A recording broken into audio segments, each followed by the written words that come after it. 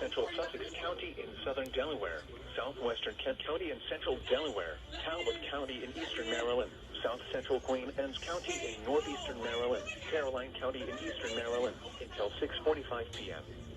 At 5:58 p.m., severe thunderstorms were located along a line extending from Cordova to near Cambridge, moving east at 25 miles per hour. Hazard, 60 miles per hour wind gusts and quarter-size hail. Source, radar indicated. Impact, minor damage to vehicles is possible. Wind damage to roofs, siding, trees, and power lines is possible. Locations impacted include Easton, Denton, Federalsburg, Trapp, Preston, Oxford, Queen Anne, Tanyard, Harmony, Smithville, Skitton, Copperville, Agner, Matthews, Choptank, Camberton, Griffin, Windy Hill, Cordova, and Hillsborough. For your protection, move to an interior room on the lowest floor of a building. Torrential rainfall is occurring with these storms and may lead to flash flooding. Do not drive your vehicle through flooded roadways.